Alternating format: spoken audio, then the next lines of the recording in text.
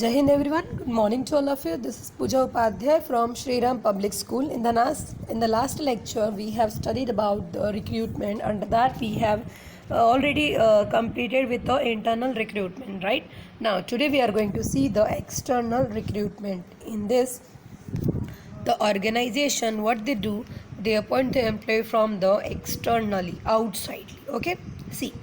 External source of recruitment of employees means inviting the application for filling up the vacancy me from the candidate outside the organization. External source mostly used for filing the vacancies in the lower rank. Sometimes this source is also tapped to fill the special category of the post, for example engineer, chartered accountant, etc. External source are more and varied as compared to the internal source. It is envira matlab behavior of every employee to select the best person from among the large number of the candidate interviewed. Main external sources of the recruitment R S follow. First of all इसको हम लोग समझ लेते हैं. Simple meaning में ये है कि जब ऑर्गेनाइजेशन अपने ऑर्गेनाइजेशंस के बाहर से किसी को एम्प्लॉय पोस्ट पे अपॉइंट करती है उसको एक्सटर्नल बोलते हैं. जनरली ये लोअर यानी लोअर सेक्शन की कैटेगरी के लिए हम लोग इसको अपॉइंट करते हैं या फिर कोई स्पेशल कैटेगरी ऑफ एम्प्लॉयज़ के लिए हम लोग एक्सटर्नल सोर्स ऑफ रिक्रूटमेंट को एक्सेप्ट करते हैं. ठीक है. अब इसमें अलग अलग टाइप से इंटरनल में जैसे हमने देखा था 3 टाइप से, प्रमोशन, ट्रांसफ़र, ठीक है, इंटरनल ट्रांसफ़र, प्रमोशन, डिमोशन, ये वगैरह. अब हम इसमें देखेंगे कि एक्सटर्नल में टोटल कितने टाइप से 10 है. ठीक है. हम एक एक को डिटेल्स में देखते हैं. जैसे डायरेक्ट रिक्रूटमेंट हो गया, मीडिया एडवर्टीजमेंट हो गया, placement agency, campus recruitment, labour contract, web publishing, casual caller, employment exchange, management consultants or headhunters, recommendation, telecasting, etc. These all are the types of the external recruitment of employee, right? First one, it's your direct recruitment. Sometimes information about the vacant post is pasted on the board placed in important place by the organization. Such as information is usually displayed at the workshop, office, factory gate. ये पता है आप लोग देखते हो वो बड़े बड़े पैम्पलेट चिपकाए हुए रहते हैं. यहाँ पे इतनी वैकेंसी है, इतनी सैलरी मिलेगी, ये क्वालिफिकेशन चाहिए, इतने मेल चाहिए, इतने फीमेल चाहिए, एज अ लेबर चाहिए वगैरह. ऐसे कई आपने देखे होंगे ना पैम्पलेट्स वगैरह स्टिक आउट किए रहते हैं on the wall on the road side, right. तो उसको हम लोग क्या कहते हैं, डायरेक्ट रिक्रूटमेंट. यहाँ पे कंपनी क्या करती है, डायरेक्टली एम्प्लॉयज़ को अपॉइंट करती है. इस टाइप के रिक्रूटमेंट, डायरेक्ट रिक्रूटमेंट जो होते हैं वो जनरली रेस्टोरेंट के जो वेटर्स वगैरह हो गए या ऑफिस के लिए लेबर वर्कर हो गए, उनके लिए ज़्यादातर ये मेथड यूज़ किया जाता है. ठीक है. देखिए ऑलरेडी दिया हुआ है, who are interested in this job apply for the same. This method of recruitment is mean only for the recruitment of the unskilled worker. They are called the casual call labourer. They are paid wage only on the daily basis. This method does not require any advertisement and it's therefore very cheap method of recruitment process. Why? Because इसमें सिर्फ एक simple सा banner वगैरह stick out कर दिए तो उसी को देख करके लोग आ जाते हैं. तो ऑब्वियसली ये अनस्किल्ड अनएजुकेटेड लोगों के लिए ही होता है. Next है casual collar. In many reputed organizations, some really talented and brilliant people continue sending their application from time to time with the hope that whenever some needs arise, they may come across the opportunity for appointment. A waiting list of such people is prepared, and as when some vacancy arises, these people can be called. This method does not require any advertisement and is therefore cheap method. Casual caller का मतलब क्या होता है, generally हम कभी किसी organisation में जब भी काम करते हैं तो हम देखते हैं कि कई बायोडेटास आते हैं हमारे पास. ठीक है. कि उनके पास इतना वर्क एक्सपीरियंस है, ये एक्सपेक्टेशन है, ये वर्क में उनकी स्पेशलाइजेशन है वगैरह वगैरह. ठीक है. तो ऐसे जो इन्फॉर्मेशंस आते हैं, कंपनी क्या करती है, जब भी उनके पास वैकेंसीज होने वाली रहती है तो उस टाइम पे बाय कैजुअली कॉल करके उनको बुला लेती है. तो ये हो गया हमारा कैजुअल कॉलर. ठीक है. जिसके जहाँ पे ऑलरेडी ऑर्गेनाइजेशन के पास सारे इन्फॉर्मेशन पहले से लोगों ने सबमिट करके रखे हैं. तो ये भी हमारा चीप मेथड ऑफ हो गया. नेक्स्ट है media advertising. That simple as you know, television, radio, right. This kind of the advertisement of the recruitment is known as the media advertising. Media is an effective way of advertising and employees from outside the organization. Through it, people are attracting toward the organization for a higher and medium level job in the large number. Advertisement is made with the help of the newspaper, employment news, television, magazine, etc.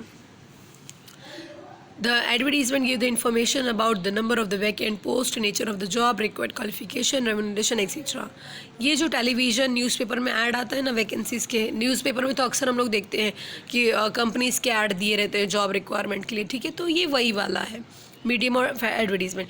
यहाँ पे cost incurred होता है क्योंकि medium जो भी आप choose करोगे advertisement का उसका कॉस्ट आपको देना पड़ता है. However under this system sometimes a large number of the unqualified applicants send their application which result in the loss of the time and the money.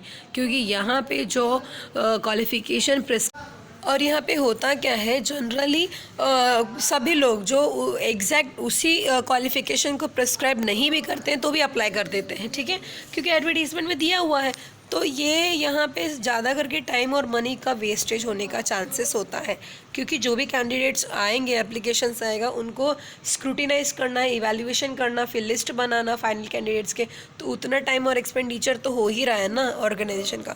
तो ये वन टाइप क्या है, मीडियम एडवर्टीज़मेंट कॉस्टली है और expensive है क्योंकि ज़रूरी नहीं कि एडवर्टीज़मेंट के थ्रू उनको वो कैंडिडेट मिल ही जाए जो एग्जैक्टली उनको रिक्वायर्ड है, ठीक है. Next, set up by the government or district, name of the particular of the job seeker are recorded and then they are registered. Under this system, personal manager forward the information regarding to the employment exchange concerned. Employment officer in turn forward the applicants with the required qualification from among. ये employment exchange होता है क्या मैं बता दे रही हूँ. ये simply एक ऑफिस टाइप के होते हैं जहाँ पे क्या होता है सारे एम्प्लॉय अपने रेज्यूम सबमिट करते हैं और फिर ये ऑफिस वाले जो एम्प्लॉयमेंट एक्सचेंज रनअप करते हैं ये लोग ऑर्गेनाइजेशन के रिक्वायरमेंट के अकॉर्डिंगली वो एप्लीकेशन फॉरवर्ड करते हैं अलग अलग ऑर्गेनाइजेशन को, ठीक है, उस हिसाब से यहाँ पे जॉब दिया जाता है. Manager of the organisation interview them and make the selection of the recruitment. This method of recruitment is mostly followed to select the typist and clerk etcetera, peon etcetera, ठीक है. तो ये एम्प्लॉयमेंट एक्सचेंज समझ में आया, simple meaning में समझ लीजिए. एम्प्लॉयमेंट एक्सचेंज एक ऑफिस टाइप का होता है जो गवर्नमेंट रिकॉग्नाइज करती है. यहाँ पे लोग अपना एप्लीकेशन सबमिट करते हैं, फिर वही एप्लीकेशन ये एजेंसी क्या करती है अलग अलग ऑर्गेनाइजेशन को फॉरवर्ड करती है on the basis of their requirement, ठीक है, और फिर इसी बेस पे उनका सिलेक्शन होता है. नेक्स्ट है प्लेसमेंट एजेंसी. ये बहुत ही सिंपल है. प्लेसमेंट एजेंसी ना एक ऑफिस है, एक्चुअल में एक इंटरमीडिएट की तरह वर्क करते हैं.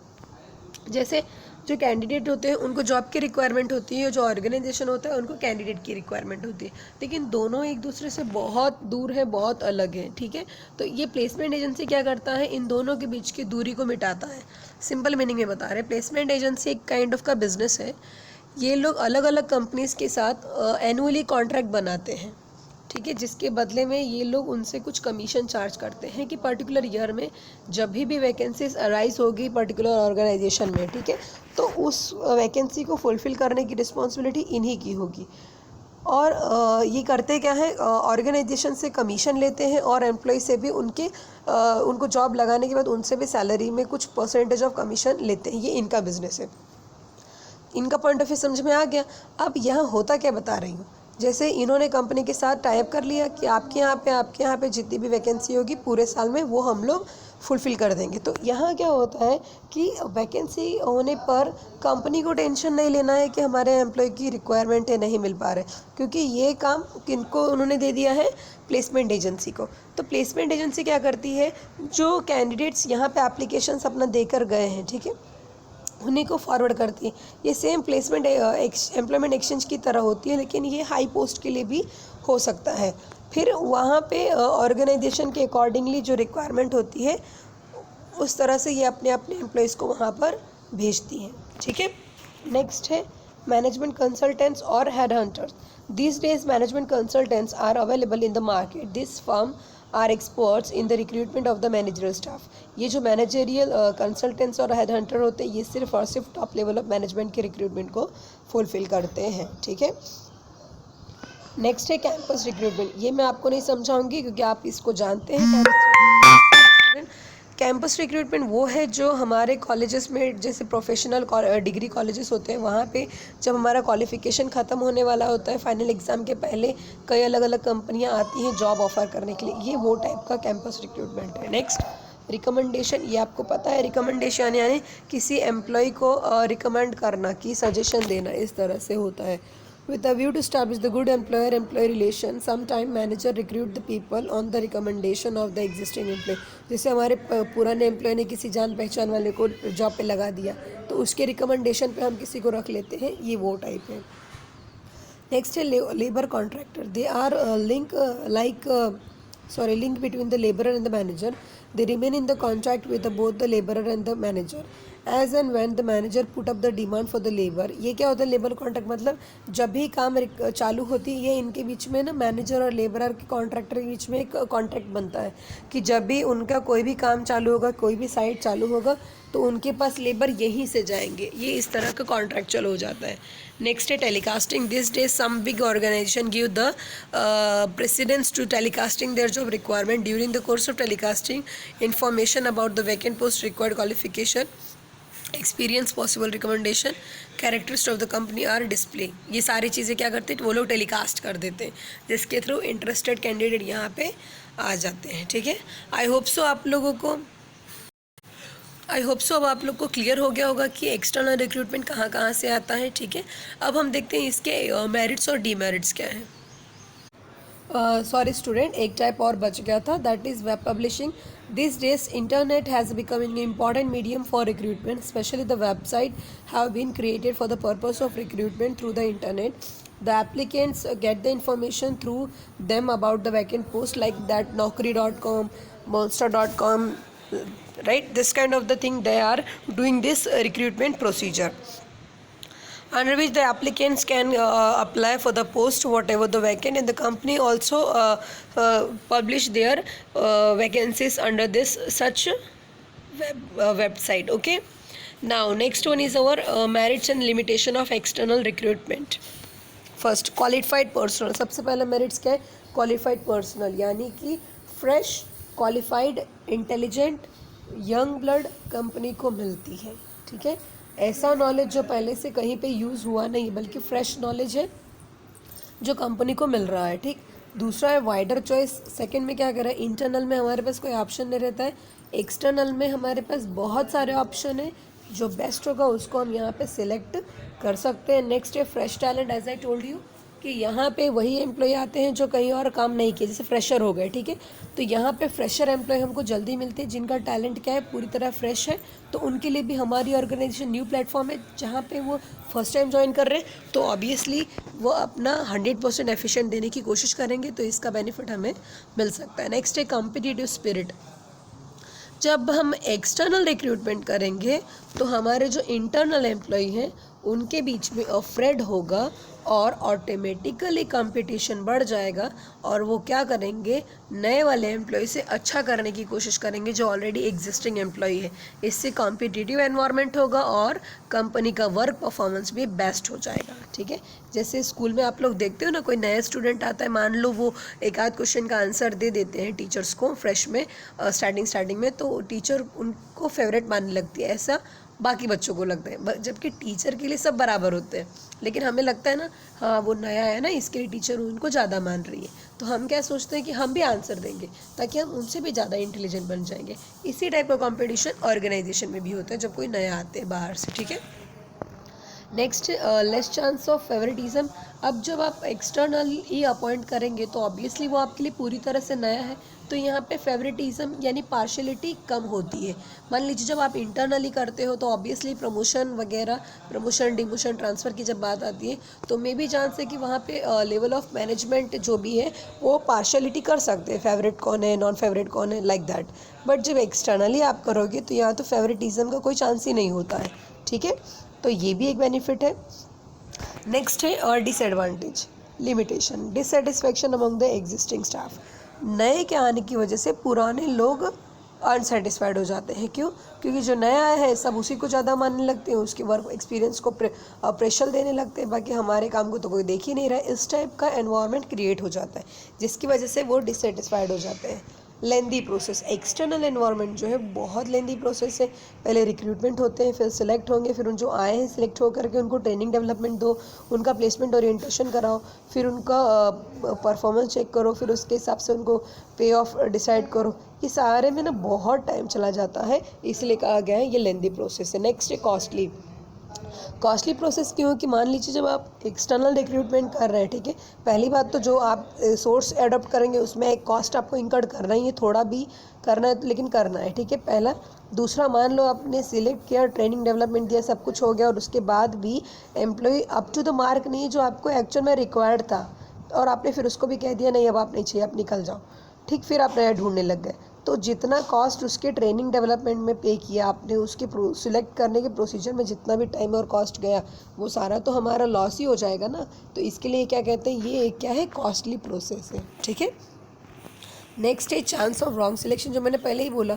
इंटरनल जब आप रिक्रूट करते हो तो देर इज़ चांसेस कि आप उनको पहले से जानते हो, लेकिन एक्सटर्नली जो आपके पास आ रहा है वो तो पूरी तरह फ्रेश है। मान लो वो उसने इंटरव्यू अच्छे से क्रैक कर लिया, इट्स नॉट नीड कि वो इंटरव्यू में अच्छा है तो उसके रियल परफॉर्मेंस भी बहुत अच्छे होंगे, मे बी चांस कि उसमें वो प्रॉपर ना हो, राइट। तो यहाँ पे रॉन्ग सिलेक्शन होने के पूरे चांस है। Next increase in labour turnover, ये सिंपल मीनिंग है। एक्सटर्नल रिक्रूटमेंट करने की वजह से क्या होता है, लेबर टर्नओवर बार बार इंक्रीज होता है। लेबर टर्नओवर यानी कि एम्प्लॉय, नए एम्प्लॉय का आना, पुराने एम्प्लॉय का छोड़ना, आना जाना। ये कब होता है, देखिए जब भी एक्सटर्नल रिक्रूटमेंट होती है तो अच्छी अपॉर्चुनिटीज़ को देख करके हमारे यहाँ से हमारे ही एम्प्लॉय दूसरी जगह जाने लगते हैं, पहला। और दूसरा, जब कोई नया आता है उसके परफॉर्मेंस को अप्रेसल इतना हो जाता है कि पुराने एम्प्लॉयज़ को लगता है कि वो हम पे ध्यान ही नहीं दे रही, इसलिए वो छोड़ के चले जाते हैं, जॉब इनसिक्योरिटी फील होने लगती है। तो ये उसके हो गए limitation. Student, if you having any doubt in today's lecture you can ask me in the evening schedule, and today I am going to take the test from the recruitment itself. Be ready with the internal and external recruitment method, process, merit, limitation, everything. I can ask you anything, okay? So be ready. Have any doubts, please ask me in the evening schedule. Stay home, stay safe, and take care.